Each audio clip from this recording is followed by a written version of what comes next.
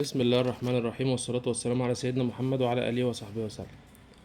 تخيل كده امبارح مارك روبيو وزير الخارجية الأمريكية كان في زيارة لإسرائيل، وراح يصلى بما يسمى الصلاة التلمودية أمام حائط المبكى مع نتنياهو والحاخام بتاعهم، ده الراجل اللي عامل زي الشحاتين ولابس الطاقية الصغيرة بتاعتهم دي.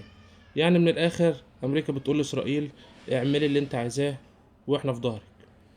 المهم في الوقت ده كان طالع فيه مسودة البيان الختامي للقمة العربية الإسلامية في قطر، والنهاردة الناس محبطة عشان مفيش قرارات ولا في قوة عربية مشتركة زي ما اتقال.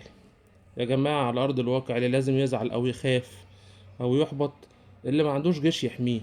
احنا هنشيل هم قطر اللي اتضربت وعمالة تقول العلاقات بيننا وبين أمريكا أحسن من أي وقت مضى.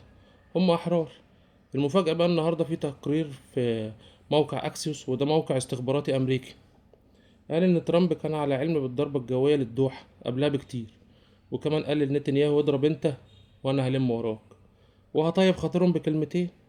وبعدها قطر تقول احسن علاقة بيننا وبين امريكا، وفي اللي عايز يزعزع استقرار العلاقة دي، يعني في ناس بتوقع بينهم. طب كمان النهاردة كان في مؤتمر صحفي بين روبيو وزير الخارجية وبين نتنياهو، ونتنياهو طلع قال بصراحة انا هضرب حماس وهي موجودة في اي مكان في العالم، يعني انا هضرب اي دولة. وطبعا روبيو موقف معاه، وده اعلان واضح للدعم الامريكي لنتنياهو بضم الضفة وباقتحام غزة وبضرب حماس في أي مكان. وكمان ذكروا الضفة باسم يهودا والسامرة باعتبار إنها أراضي إسرائيلية.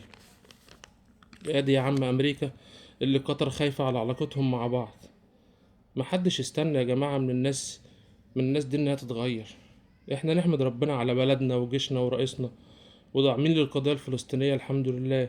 مصر بتعمل فوق طاقتها على فكرة، كأنه مصر بتقول لهم هيبقى عندكم كرامة امتى يا عرب، وهم يقولوا والله ما يحصل. مفيش فايدة.